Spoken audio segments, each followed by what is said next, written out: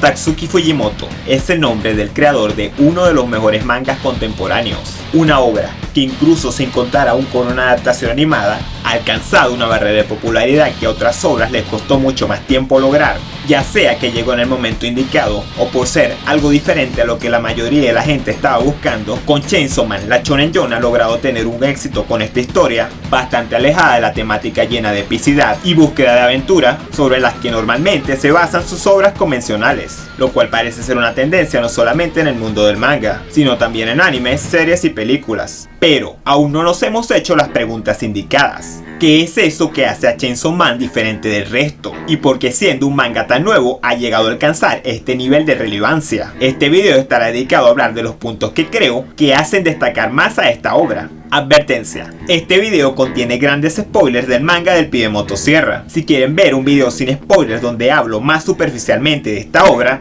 es recomendable que vean la reseña sin spoilers que tengo de este manga, porque ahí hablo de aspectos más generales sobre los que no profundizaré mucho en este video.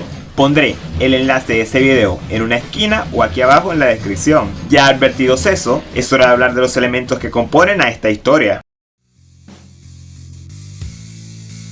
La narrativa de Chainsaw Man se puede definir como extraña, peculiar e incluso cínica, pues el modo a través del cual Fujimoto nos narra su historia sería más similar a una película de Quentin Tarantino que a la de un manga publicado por la Shonen Jump. La manera como escribe sus personajes y la forma de cómo se relacionan entre ellos y su mundo es llevado de una manera muy particular. Pero para adentrarnos más en cómo funciona esto, deberíamos hablar sobre el hilo protagónico de este mundo, el personaje principal de esta historia, sobre el cual nosotros los espectadores nos proyectamos. Denji. En principio, Denji nos es presentado como un personaje marginado, sin nada, carente de cosas como amor, comida, amistad o siquiera la oportunidad de tener un futuro donde pueda conseguirlas. Cosas elementales que se supone que subsanan una vida normal. Todo esto para él era un sueño. Por eso, en el momento en que Pochita decide convertirse en su corazón y darle una nueva oportunidad en agradecimiento por todo el tiempo que ellos estuvieron juntos, Denji decide dedicarse a vivir plenamente su vida sin restricciones, conseguir sus sueños y disfrutar cada segundo. Él simplemente desea finalmente vivir. Eso puede que los objetivos de Denji, como comer pan, tener un techo donde dormir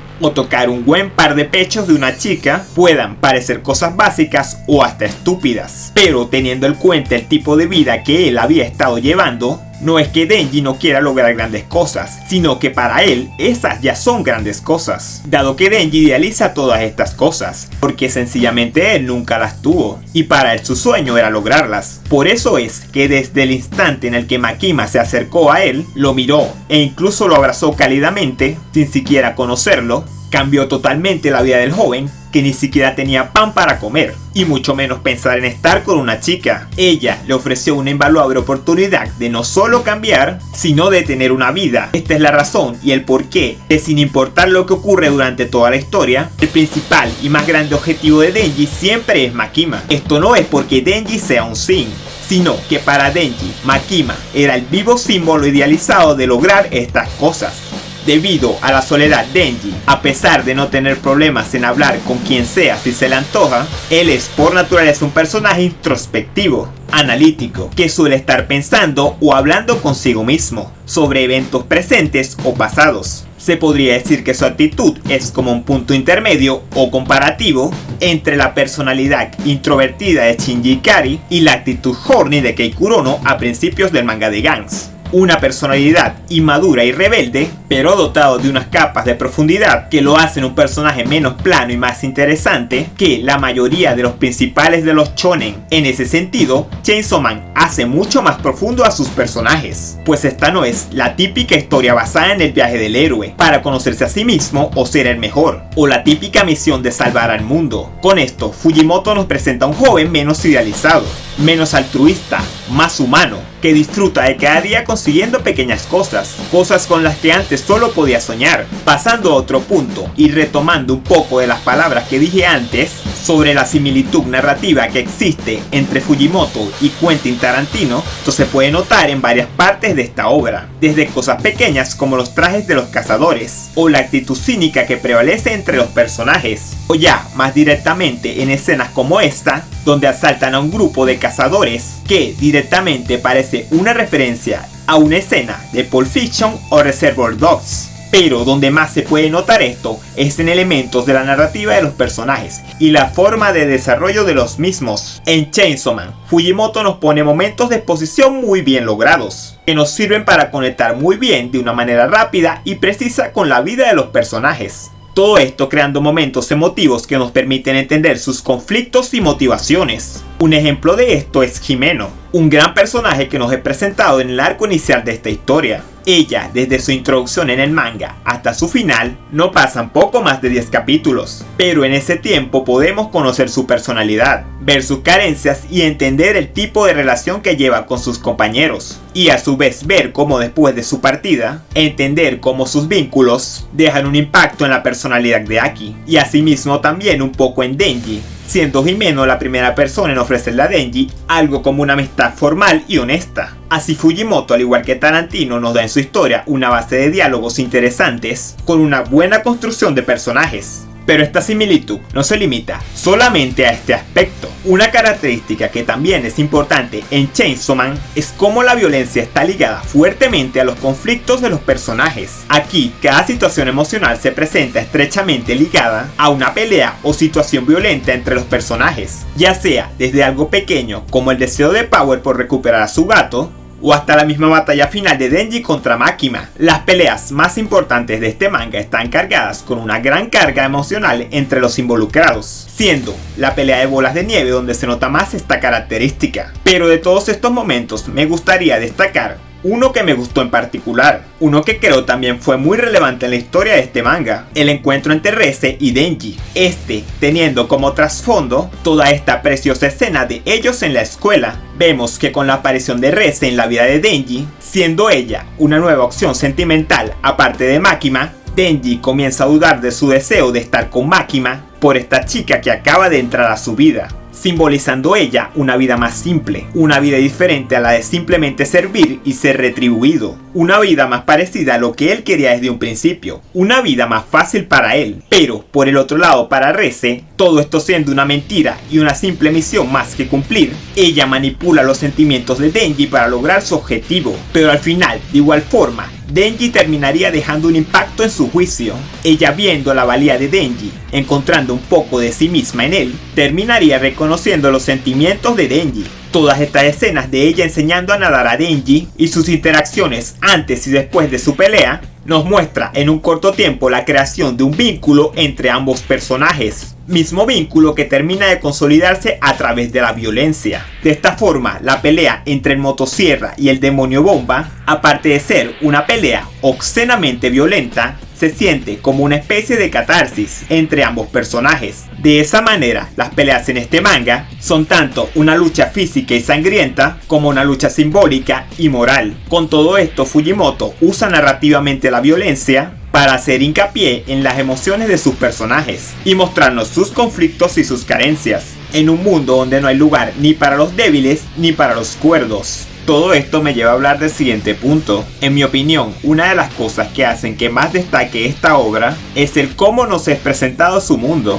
Chainsaw Man, en esta primera parte llamada Seguridad Pública, nos presenta a sus personajes desde el punto de vista de agentes que trabajan para una agencia burocrática gubernamental, así mostrándonos cómo se regulan y se controlan las cosas internamente en este mundo. Esta obra nos pone esta metáfora de los hombres del traje, que según la visión popular, el hombre del traje siempre es visto como un carácter influyente en nuestra sociedad, siendo siempre relacionado con el estatus económico, la influencia, el control y el gobierno de nuestra sociedad, siendo siempre representado en la ficción con un carácter estricto o de un personaje antagónico, aquella figura que pone las reglas y está detrás de los hilos del mundo. Chainsaw Man nos presenta esto mostrándonos las dos caras de la moneda, por una parte dejándonos ver la vida e interrelaciones de ellos, mostrándonos sus miedos e inquietudes en momentos tales como cuando el manga se toma unos capítulos para mostrarnos la vida de uno de sus secundarios, o como cuando nos muestran estos momentos más cotidianos donde podemos ver este tipo de relación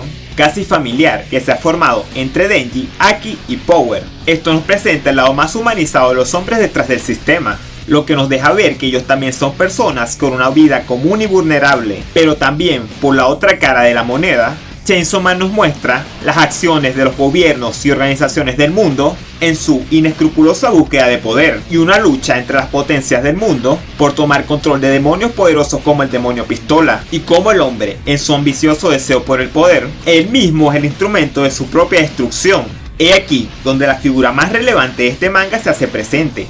Makima y su figura como el demonio del control es uno de los puntos más influyentes de este manga. Ella, como la antagonista final de este arco, es una cosa que solo se puede describir como magnífica. Ella como villana siendo el avatar de un poder que subyuga a todos bajo su propia causa, y ella viendo a los demás por debajo de su propia naturaleza de construir los deseos y ambiciones de todos los que la rodean. Esto para poder establecer un contrato con ellos a cambio de que sean instrumentos de su manipulación, sometidos al miedo que ejerce su presencia como una causalidad ejecutora. El deseo de Makima al convertirse en esta especie de madre putativa para Denji fue simplemente utilizarlo. Esto, al ella saber sus carencias, usó eso para crear en Denji deseos y nuevos objetivos, dándole lazos afectivos en los cuales él pudiera sentirse amado. Esto con el fin de luego arrancarle todas las esperanzas al chico, porque para Makima, Denji no es más que otra herramienta que usó para lograr obtener el control del poder del demonio motosierra. Él no era más que un recipiente y una persona que ella siempre ignoró. Y así, Denji, viendo que la persona que él más deseaba en el mundo lo había dejado a un lado quitándole todo,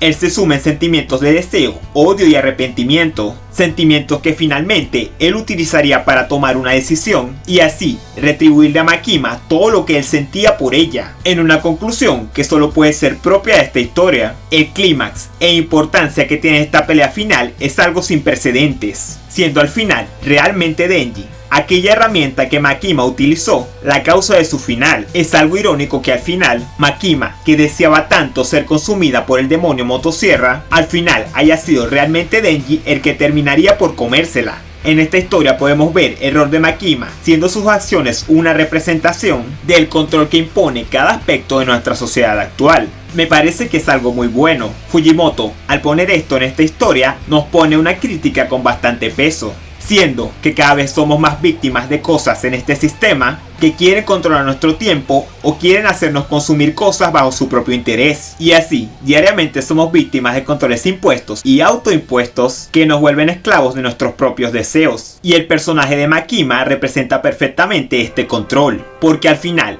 así como se ve en esta historia, el demonio más poderoso no es el más fuerte o el más temible, sino el que así como con Denji es el que nosotros mismos le otorgamos control sobre nuestras vidas, porque en la vida, al igual que en este manga, somos nosotros mismos los seres humanos los que le damos poder a esos demonios, porque al final, sin todo ese poder que le damos, ese demonio temible no es más que una pequeña niña que nosotros tenemos que cuidar. Verdaderamente Chainsaw Man tiene muchas cosas que la hacen destacar de otras obras en la actualidad. Así, este manga pone un punto y aparte, siendo más que una simple deconstrucción del género shonen.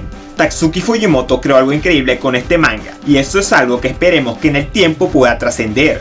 En mi caso con esta obra, creo que después de mucho tiempo, pude encontrar una historia que me cautivó y me dejó algo con sus grandes momentos. Para mí este manga se ganó un lugar especial en mi corazón. Y esperemos que MAPPA sepa traducir la esencia de este manga a la animación, porque de ser así, ya contaríamos con un nuevo clásico contemporáneo. Bueno, esto es todo por ahora. Espero en un futuro ya traer más videos analizando más aspectos de este maravilloso manga, porque todavía queda mucho por hablar de Chainsaw Man. Les doy las gracias si llegaron hasta esta parte del video, y espero poder haber transmitido bien las ideas que me dejó este manga. Les recuerdo que si les gustó el video y quieren ayudarme a seguir con este canal, suscríbanse y denle like al video. No olviden darme sus opiniones en la caja de comentarios. Y bueno, sin ya más nada que decir, me despido y nos vemos en la próxima.